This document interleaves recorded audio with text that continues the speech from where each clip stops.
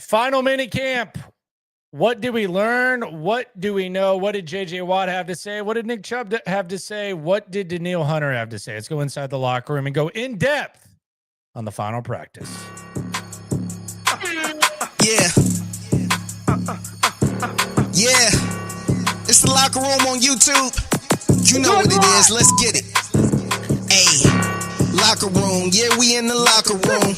Texas talk. Yeah, you know what we about to do. Localize every angle's what we really do. We the source. We the pulse of the city too. Landlocked. Got the game in the headlock. Localize every time. Can't stop, won't stop. Yeah, we top two and we not too. Plugged in daily digital on YouTube. All right, so we learned a lot, and we still have a lot of questions. Mini camp has concluded. We're about a month away from training camp, and there's a lot of observations to get into here in the locker room. I was on the scene.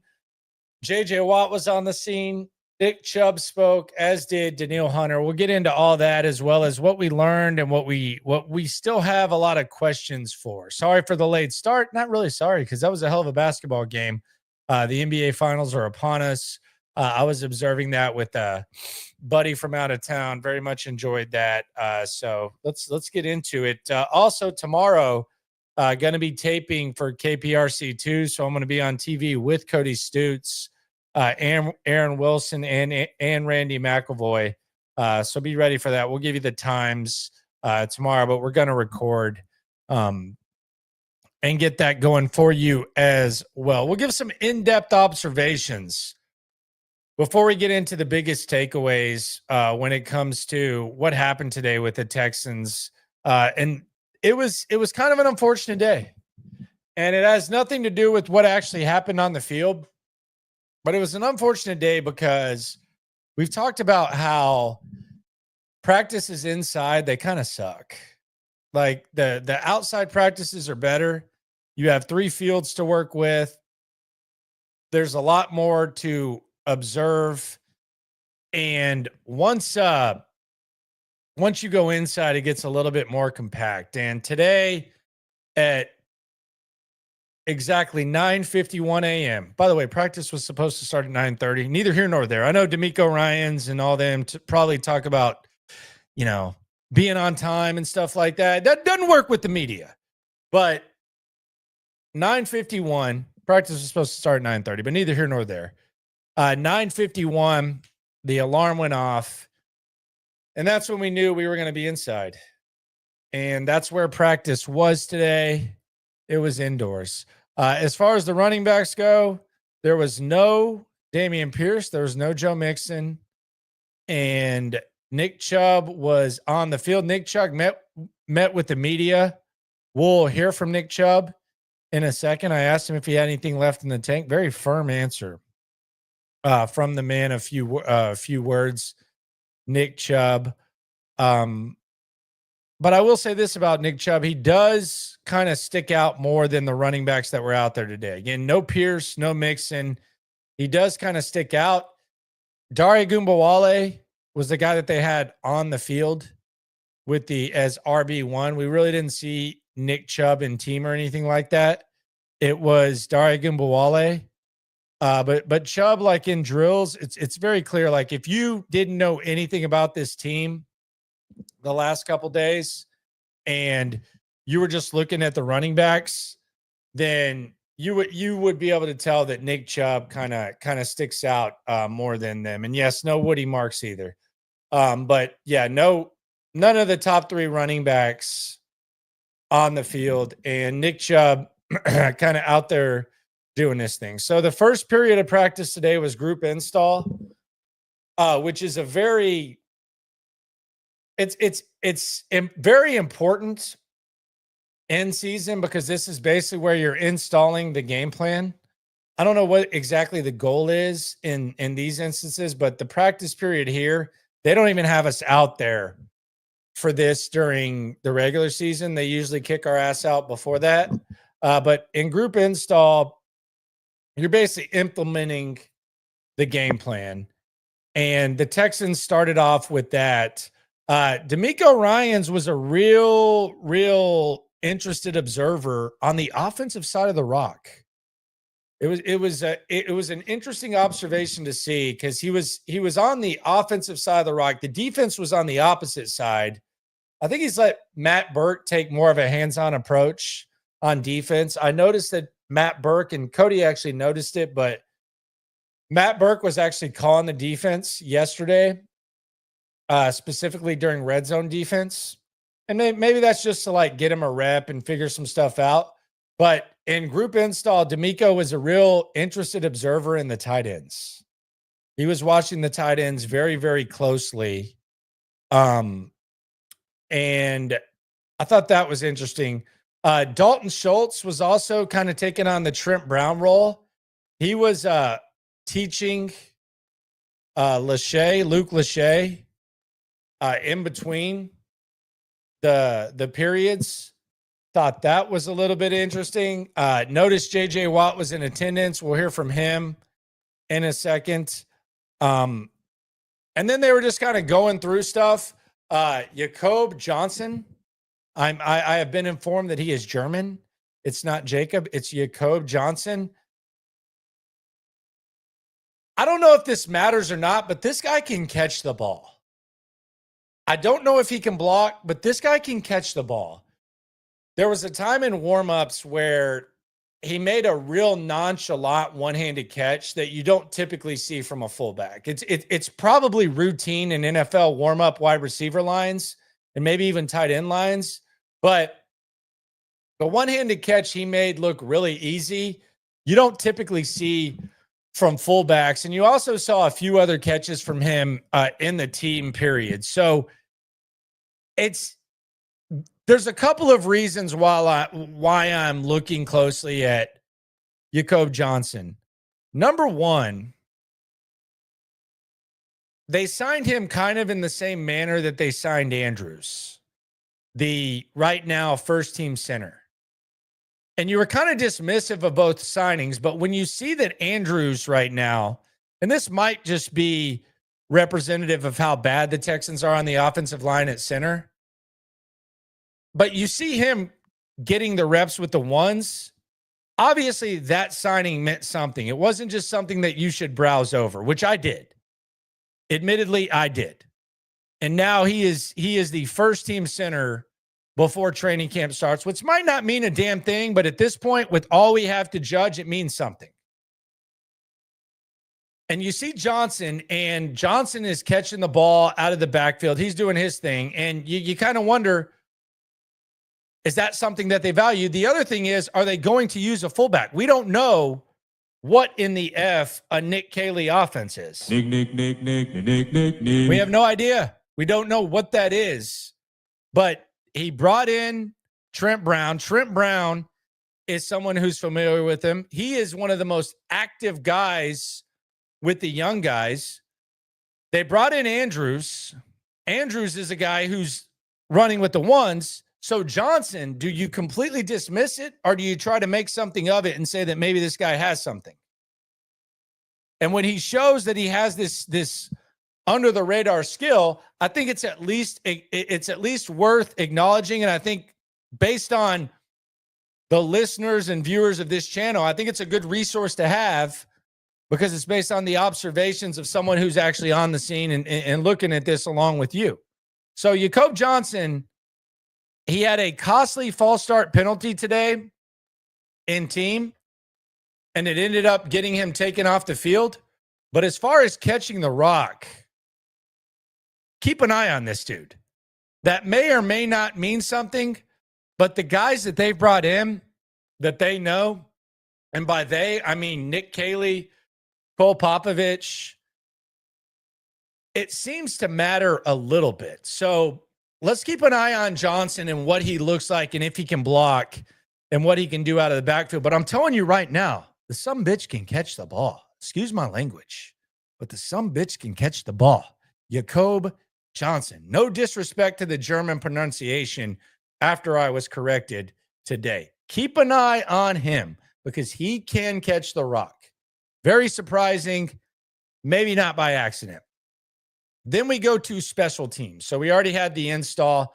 Now we go to special teams. So In special teams, we had field goal, and Kaimi Fairbairn, very polarizing guy. That Kaimi Fairbairn guy, he was not outdoors. We know that he hates outdoors. Kaimi Fairbairn kind of became my spirit animal last year because he was shivering in Kansas City. I hate cold weather. He hates cold weather. He sucks at kicking in cold weather. I can kind of feel him on that. But indoors, my man is money. They started at about the 20, so 37-yard field goals all the way back to 55, and he was perfect. So Kaimi Fairbairn likes kicking indoors, nothing new there. He was perfect in that special teams period. So there you go. Then they did some drill, and I got to say, this has to be, absolutely has to be the most boring drill ever. I'm sure that it's valuable to the coaches, but from an observer standpoint, this couldn't be more boring. It looks exciting when they started out. It almost looks like they're going to go old school Oklahoma drill. And maybe I've seen this before. It's just not very memorable. But you had two guys basically run out, and it was like first teamers and second teamers. And then one guy would, an offensive guy would run the ball, and these guys would basically wrap him up. They would be 5 yards away from each other. I'm sure there's some sort of fundamental here, but from a viewing standpoint, it was the most boring drill ever today. So trash, not great.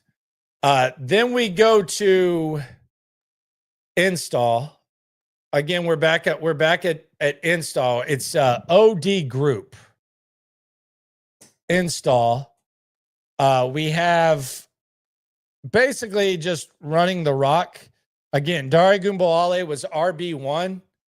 The first team offensive line from left to right was Cam Robinson at left tackle, Laken Tomlinson at left guard, Andrews at center, Titus Howard at right guard, and then Blake Fisher at right tackle.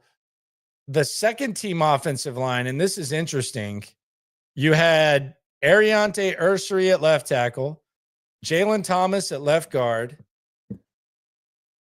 Jared Patterson at center, Ed Ingram at right guard, and Zach Thomas at right tackle. So you had that. The interesting thing that I saw, and this is very apparent right now, I'm not saying this is permanent, but this is very apparent right now. Juice Scruggs he's a third stringer, and he's an unquestioned third stringer. There were only a small group of guys that were only pad holders. And by pad holders, I mean the guys that hold the pad to basically give the offense a look. Austin Deculus, we know that. That's kind of his role. More power to him. Henderson, Eli Cox, and then Juice Scruggs. Juice Scruggs is a clear third stringer right now. Is there some sort of message being sent? Is it just based on what he's doing? Is Andrews kind of pushed him back? I don't know, but Juice Scruggs, he got some reps in team, but he was getting reps with guys who might not even make the team. Juice Scruggs is on the hot seat right now. And that's one of the bigger developments of this offseason. A guy who was a second-round pick a few years ago, and we've seen this happen. We saw Ross Blacklock, and I call him Juice Blacklock right now. No disrespect. It's no respect either. Like, I'm not going to sit here and say no disrespect. It's no respect. But we saw a second-round pick get cut in year 3. That's what we're looking at when it comes to Juice Scruggs right now. That's just what it is right now. If he's playing good, I'm going to tell you he's playing good. But right now, he's a clear third stringer. And I don't know if that's some sort of message. I don't know if it's appropriate, but we kind of gave Juice Scruggs a pass last year for how he played, and there was a lot of attention focused on other guys around him. The guy's a clear third stringer right now. And that's just the reality of the situation. He's a pad holder in practice. He's not a guy that you see go out there and get meaningful reps. He's a pad holder. That's what he is. He's a pad holder. It's what Juice Scruggs is. That's kind of what it is. So don't know. Henderson's holding the pad too. I don't know where that Henderson stuff came from. It was weird. Don't know. I think it was a small portion of Twitter and there was like a listing to it. I don't know. But Henderson, if Henderson makes the practice squad, that's great. They drafted him injured and he seems like a good dude. But yeah, Henderson's holding the pad too, which is not too surprising. He was a late round pick. So there you go. That's where he's at. Then we have the kickoff team. And there was an eye-catching observation today. And this is going to be my first, and this is going to be a surprising one. This is going to be my first dog of the day. My first Gucci dog of the day. I'm a dog, I'm a dog, I'm a dog. It's going to surprise y'all. Promise you. Say it one more time. I'm a dog, I'm a dog, I'm a dog, I'm a dog. First dog of the day at practice. Jawar Jordan. Jawar Jordan. We've talked about kickoff return. We've talked about Dameon Pierce and his ability to return kicks. We haven't seen Dameon Pierce thus far. And in kickoff return, you had a few guys back deep. You had Xavier Hutchinson, who's not really a kickoff return guy. He is a special teams guy, but he's not a kickoff return guy. You had J.J. Taylor.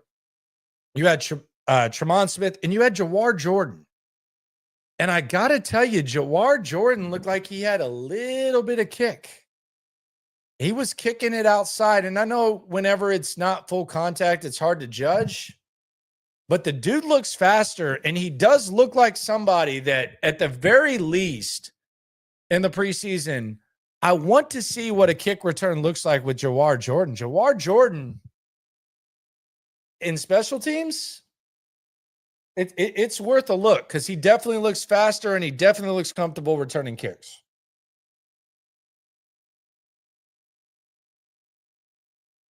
So that was special teams. We saw some kickoff. We hadn't seen a lot of kickoff. Jawar Jordan.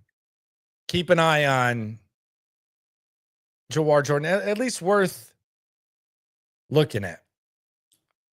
Then we go to team one. And in team one, you started out with Mr. Slovis. Slovis, dump off to Lachey, an out to Justin Watson, then a Lachey overthrow, and then they ran a draw with British Brooks for nada. Then it was 3rd and 9.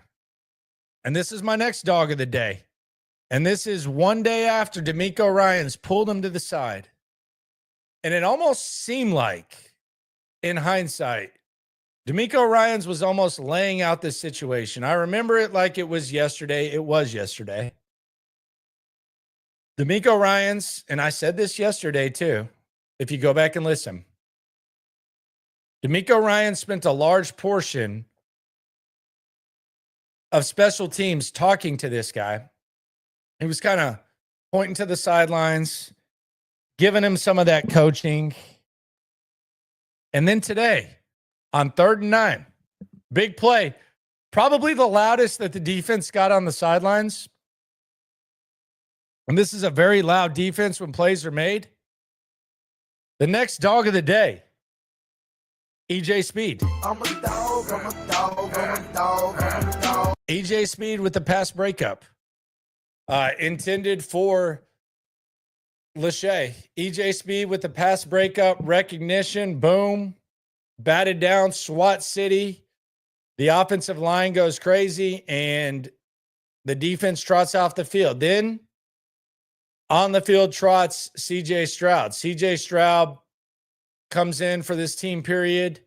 Ariante Ursary is now the first team left tackle.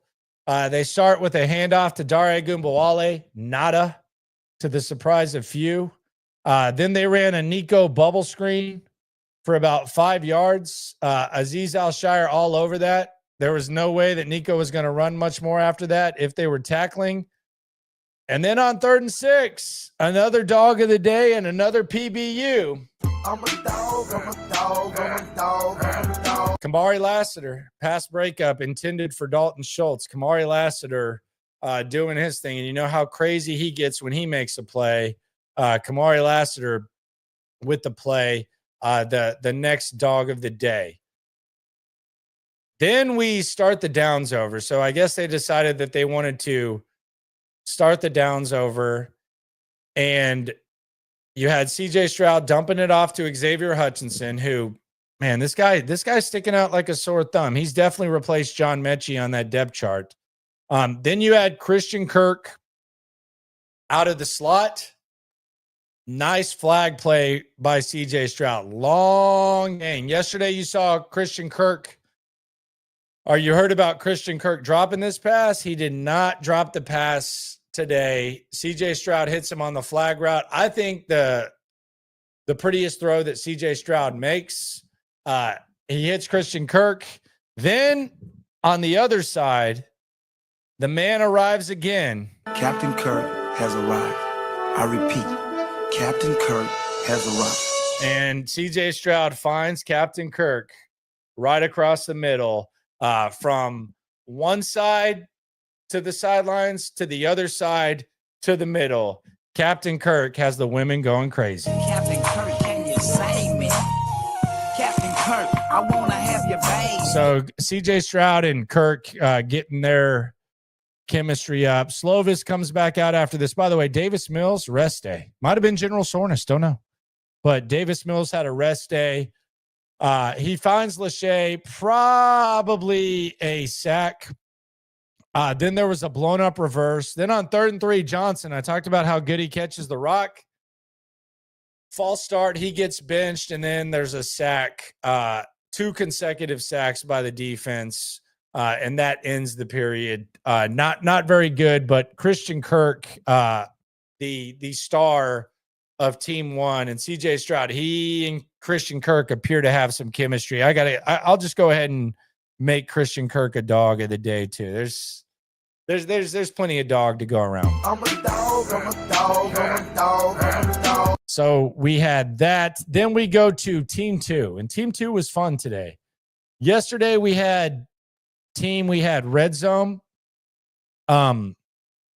With Red Zone yesterday, it was 1st and goal from the 7, I think, or actually from the 10 with 7 seconds left. Today we went traditional Red Zone, and it was pretty eventful-ish. Ursery again with the first team at tackle. You had an out to JJ Taylor. 2nd and 7, you had an incomplete pass in the end zone from CJ. And then you had a touchdown. And I got to tell you, left corner, CJ likes hitting those corners.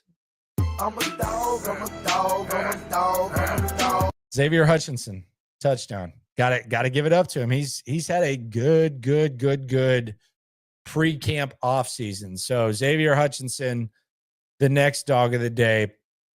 Then we had a battle between Kamari Lassiter and Nico Collins. The ball sailed over Nico Collins' head. 2nd and 10, an incompletion, then an incompletion to Daria across the middle. 4th and 2, Nico Collins hit, moves the chains. Probably took a little bit more of a hit than he probably should have from Jalen Petrie. He got up and shook his hand, but probably not the thing you want to have. And then there was a sack, a miss of Hutch across the middle. And then we had Dalton Schultz, a little touchdown for Dalton Schultz. Nicely drawn up play from Nick Caley. Dalton Schultz, back corner of the end zone, touchdown, and a little bit of a spin. And then Slovis comes in. Not a ton really to take away from Slovis. So we'll move on to Team 3.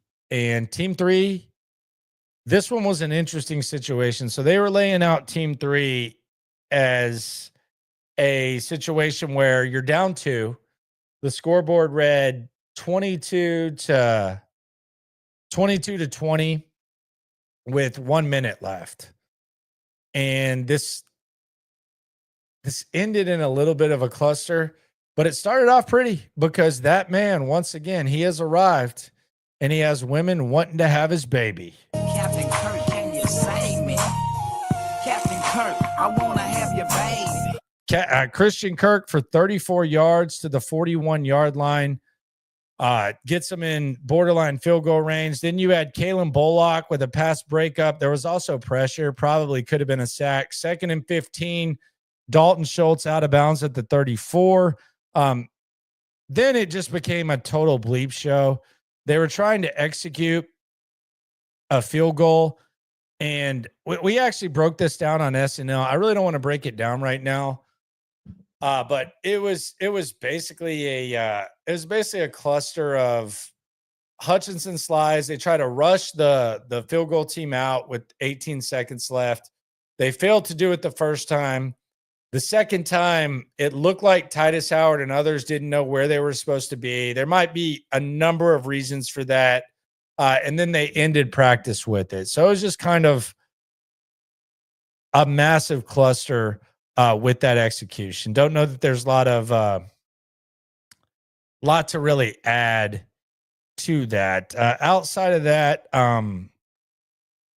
Slovis, very good at executing the throw the ball out of bounds on purpose joint.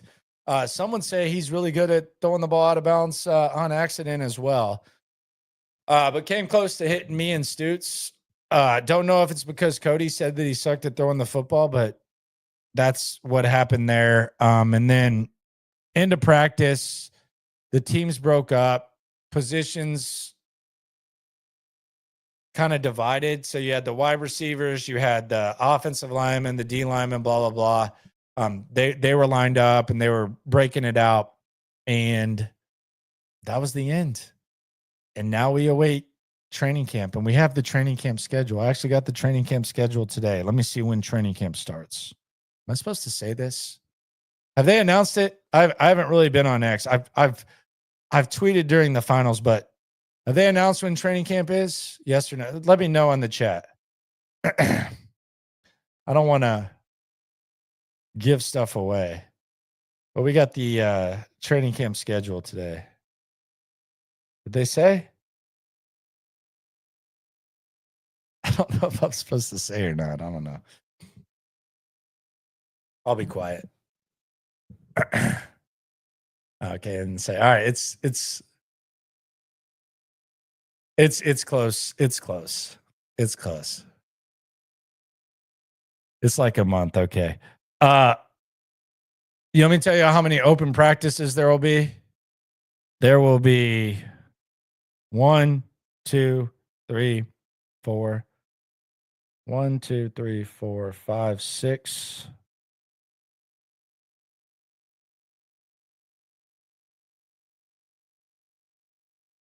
7. 7 open practices this year. Is that more or less than last year? 1, 2, 3, 4, 5, 6. 7 open practices for sure. Is there a night practice? There's no times, but there's 7 open practices. Training camp starts in over a month. About a month and a half, we'll say.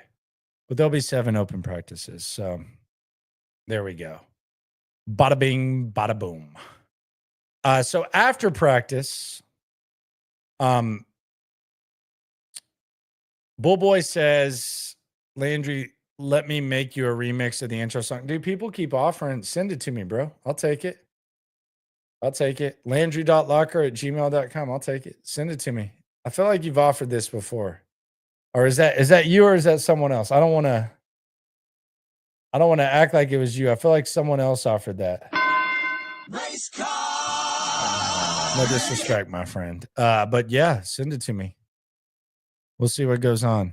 But yeah, there's 7 open practices. So yeah. Don't quote me on that. Don't like say it. I don't want to get in trouble. But yeah, there's 7. And then training camp will start about when it usually does. There's going to be a couple curveballs in there that'll be enjoyable, fun content stuff. We already know about the joint practice with the Lions. That's no news, but that's what we got. It's not like big news. Not anything crazy, but yeah, we'll get that. So after practice, there was They basically just laid out 3 guys that don't talk much.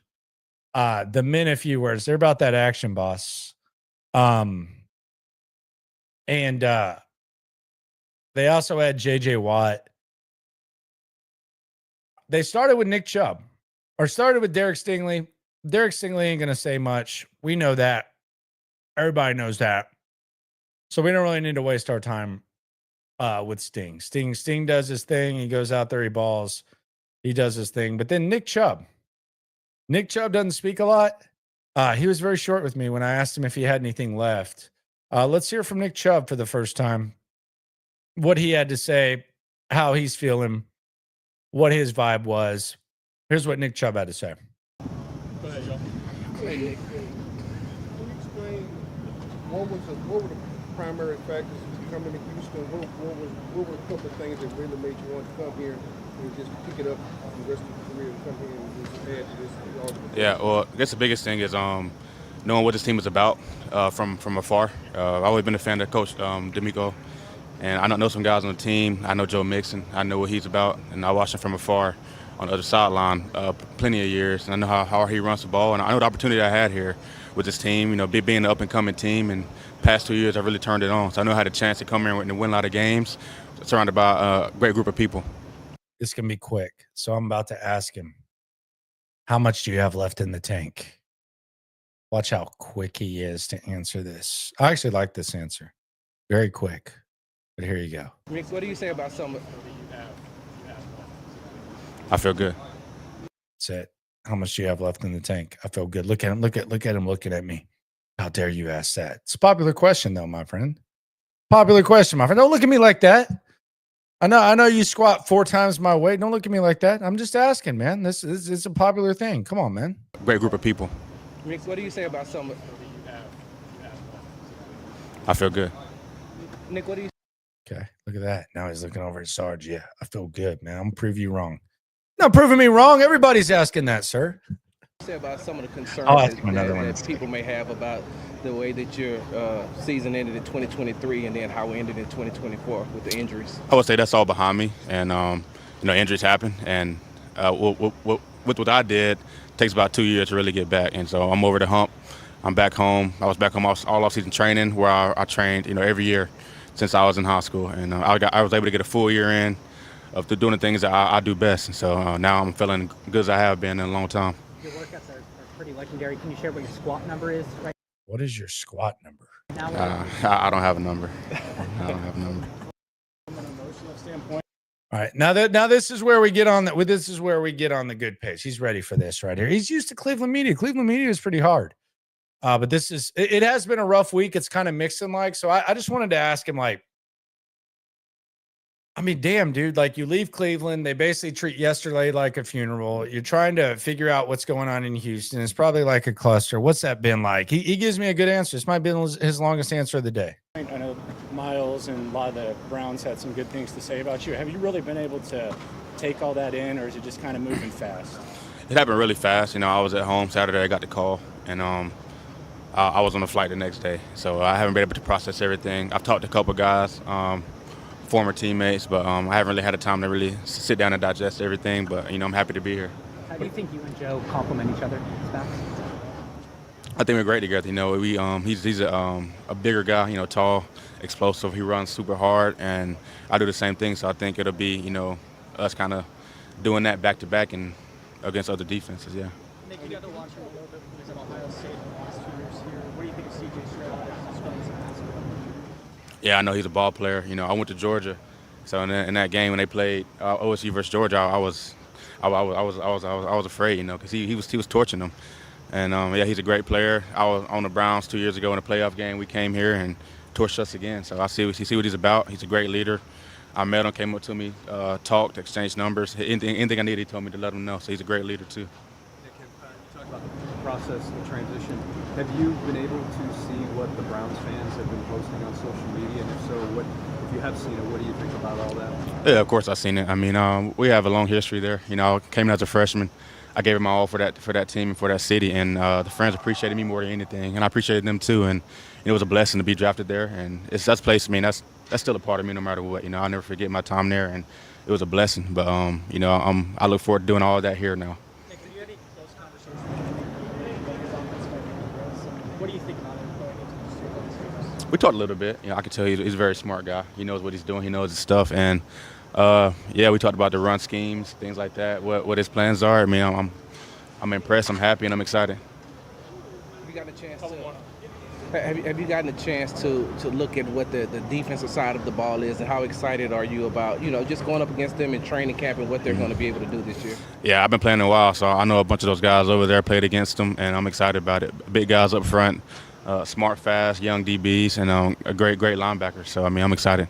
You had a message just to Browns fans for the last 7 years of your career. Message to Browns fans. Go handle that. I don't know. I'm sure I'll address that at some point. You know, I'm not ready to do it now, but it'd be a great message. Sorry, say it again. Can you talk about the adjustments you have to make with a new offensive line, basically? What do you have to do, how your reads and trying to coordinate with giving it them? For the most part, it's all the same. You know, run the ball, the same thing I've done in Cleveland, same blocking scheme, it's the same play. So it's been fine from that adjustment. You kind of said, hey, I'm back to my old self, and you kind of knew. If so, what was it? Probably while I was at home during my off-season training. I had all my numbers that I usually do in off-season, so speed and weights and things like that. So, what is your first impression of DeMeco Ryans, and what does it say that this organization wanted you so bad? Yeah, I mean, he's a young coach, a lot of energy, a lot of intensity. He's young, fresh, he wants to win, and you know, I was questioning why they wanted me, and then I came here and I saw a bunch of guys who like to work and not talk, and I realized that I'm a perfect fit. So I realized why they wanted me here, and I'm excited about it. What kind of tandem do you feel like that could be, and do you know him well from the North days, all that sort of thing? I know him. I think we're in the same class. I come out of high school. He should have came to Georgia, by the way, and he went to Cincinnati. Hold on just a sec. I'm excited about it. He's a young coach, a lot of energy, a lot of intensity. He's young, fresh, he wants to win, and you know, I was questioning why they wanted me, and then I came here and I saw a bunch of guys who like to work and not talk, and I realized that I'm a perfect fit. So I realized why they wanted me here, and I'm excited about it. What kind of tandem do you feel like that could be, and do you know him well from the North days, all that sort of thing? I know him. I think we're in the same class. I come out of high school. He should have came to Georgia, by the way, and he went to Cincinnati, and so I played against him twice a year. And I was always afraid that he would take over the game with his ability. You know, he runs super hard, and so I think both of us having those same intangibles would be tough for a defense to stop. Said should have gone to Georgia, by the way, huh? Thought y'all had a nice 1-2 punch, Nick, to be honest with you. So that's a little Nick. We got 3 important Nicks running. Oh, well, 2 important Nicks. We'll see what happens with Chubb. Nick. Casario and Kaylee, we already know. We don't know what's going to happen with Nick Chubb. Man of few words, but we'll see what goes on with him. JJ Watt also in the building. JJ Watt, I was trying to figure out what Texans games JJ Watt was going to call. He didn't really bite the hook, but he did have a very JJ Watt answer to the question about being an analyst, and he knows he's working with the best in the game. What are the things you're most nervous about from going into being an analyst, an in-game analyst? And have they told you, are you calling any Texans games? We don't. It's crazy. You don't find out. Sometimes until the week before, but sometimes, you know, a couple weeks before. I would imagine. I mean, we have the AFC, and the Texans are obviously a draw in the AFC, so we'll have some. As far as what I'm nervous about, I'm not nervous about much because I know for a fact that half the people are going to shit on me for liking one team and half the people are going to shit on me for liking the other team. So it doesn't really matter what I say. I'm going to get trashed either way. So that gives me a lot of freedom to just say what I want to say and just to be truthful and honest. And I'm really looking forward to it. Ian's the perfect guy to. Ian's the best. There's nothing better when you've got Ian Eagle as your partner. Just so smooth, so witty, so way better smart. than Dan. Be honest. Balanced. Got to be real about it. He will make me look good in any situation. I'm very lucky to have such a great partner. Yes, you are.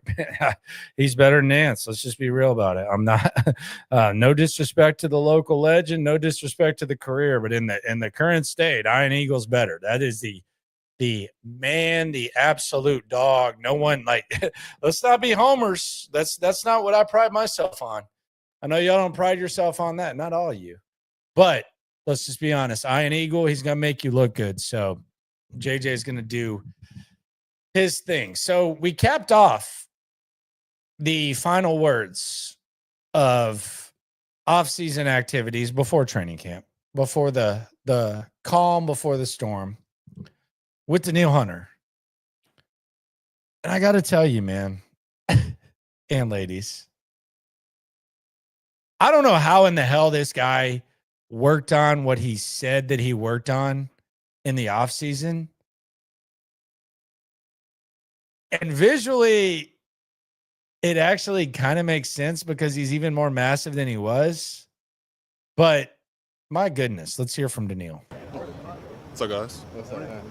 Big mofo. Look at the tandem that you're willing for. What do you feel like you guys Coming off last year, I feel like we have great chemistry. We kind of know how each other rushes now. So going out there, I can kind of figure like what he's about to do. He'll figure out what I'm about to do. So it's great chemistry, especially with the interior guys. So what has this offseason been like for you? it's been a good offseason so far. Focused on gaining more strength. Gaining more strength, huh? Gaining more strength is what this guy did. This is a physical freak. Gaining more strength. And the sad thing is he actually did get more massive. Pause. But my God, gaining more strength, huh? Focus on getting better as a football player. Put on 5 pounds of muscle. So that's a plus. Just basically just getting my body ready for the season. Excited to be back out here with your teammates as far as this 2-day mini camp has been going? Yeah, it was a good feeling. Coach Rob, he's been texting me over the break, and I've been seeing film, watching film on everybody. But it felt good to be back out here. to add a year to your deal? Because obviously you liked it here and they wanted to augment your deal. What did that mean to you that they wanted to keep this thing going, and what was kind of your feelings about that? I was excited about it. You know, I'm from here. You know, I watched the team since I was little, and it meant a lot to be able to play another year in Houston. So my family was excited about it. I feel like my agency did a good job with that, and I'm ready to keep playing for this team. After the divisional game between the Kansas City Chiefs, you and Will, y'all had a moment together in the locker room. And I know that both of you always said that, you know, you all didn't like that feeling. How much is that fueling you and him to, you know, get past that hump this season? Oh, you just got to remember that feeling. You know, you got to, before we go out there, before practices, you just got to remember that feeling and have that motivate us, you know, to keep trying to get better and better. And not just us, but the whole defensive line. Danielle, knowing his just impact around the last season, what does it mean to play with him? Oh, it means a lot. You know, I've watched him. You know, he's a tough runner, hard runner, and the ability that he's able to bring for this team, you know, running through guys and making plays, you know, that's a plus for the team. We could always use something like that. In terms of the defense overall, not just the defensive line, but collectively, what kind of defense do you feel like this could be this fall? Well, we have talent all over, all ages, you know, young, you know, veterans. The biggest thing is that we have good chemistry, and when you have good chemistry on defense, that's going to be. How can the defense be better this year than it was in your first year? I feel like we have a lot of guys coming back. Guys know what they're doing, and then guys that want to keep getting better. So I feel like that's going to be a plus for the defense, and guys just want to make plays out there. You both finished a lot of sacks, but do you feel like there's even more sacks out there for you guys? Honestly, we missed a lot of sacks last year. So I feel like this year, the biggest thing is just focusing on the little things and being able to finish those sacks that we missed last year. What are some of the things? What are some of the things that you and D'Amico and you and Matt Burke have talked about as far as coming into this season and improving on last season? No, just getting off the ball. You know, as a defensive line, the biggest thing we want to do is just get off the ball. When you get off the ball, you make plays. Just from the perspective of continuity, when you know that you have guys like Mario and Foley and Tim are out for the second year, is that going to give you a baseline of what to expect of the last season? I feel like it brings back good chemistry because we know how each other rushes now. So, I mean, the biggest thing is we line up. We kind of have a sense, an idea of what's going to happen inside and what's going to happen on the outside. So that's a plus. You guys have all your own different personalities and styles of play, but how would you describe collectively the style and personality of the defensive line as a group? You know, we call ourselves the engine. You know, you got a car, and the car don't move without the engine. So we take pride in, like, bringing the team on our backs. So we look at this defensive line as the engine of the team. Appreciate it. Anything else? All right, thanks, guys. Yep. He's fine. Man, a few words, very, very, very precise with his answer. Danielle Hunter. And I still don't understand how in the hell you get much stronger than that dude is right there. I don't know. I don't know what's going on in the chat. I feel like Arts by Beware is getting a little thirsty for Danielle Hunter. I can't tell. I don't want to judge you. I'm not an emoji translator. Just kind of feels like she might have been kind of feeling what was going on with Danielle Hunter. Who knows? I was laughing though because I think it's funny when I didn't know I actually looked during the interview where Aaron, and I'm actually going to be at KPRC2 with Aaron tomorrow, so I think it's funny. I'll joke about it with him, but I think it's funny when you have like an ISO question, and ISO is an indirect suck off, where you ask a question and you know that you're just trying to get like someone praised, but Aaron here on the on the tweet on the answer from Danielle Hunter where he says Danielle Hunter on his contract, and then he tags the agent and the agency. I always think that's funny. And I've seen like places where highlights are, but that's just kind of funny. Let's tag the agent. Let's tag the clutch. Let's ask the question, you know, just kind of me. I mean, that's just me. A lot of stuff to make fun of me for as well. I think the KPRC is going to run on Sunday. I'll let you know. We're recording at 11:15 over there at the KPRC studios. Myself and Stutz, SNL, doing our thing. So it'll be fun. Shout out to the ISO questions. No judgment. Different strokes for different folks, but from where I'm sitting, I think it's kind of funny. Appreciate y'all for rolling through. Hopefully you enjoyed the NBA finals. That's why we started a little bit late today. We're a couple hundred deep though. Approaching midnight. That there is a little bit of interest in the Texans. There's a little bit of downtime as well. Still going to be live every day at 10:30. Still going to be live every day at 4. We know football fans stay up later in season, but I appreciate you people, and I do mean you people, for staying up late with me. Will be fun, in-depth observations. SNL tomorrow at 4. We'll let you know when the KPRC stuff goes down. But always remember, when it comes to this Texan stuff, whether you're Danielle Hunter or you're Juice Scruggs, when it comes to this Texas stuff, we're all in it together, and Juice Scruggs might not be in it that much longer. Bye-bye. On YouTube, we got taste for days, opinions to give, we got takeaways, if it's up, then it's up, we number one, you don't need to try your luck, Locker room, yeah, we in the locker room. Texas talk, yeah, you know what we about to do. Localize, every angle's what we really do. We the source, we the pulse of the city too.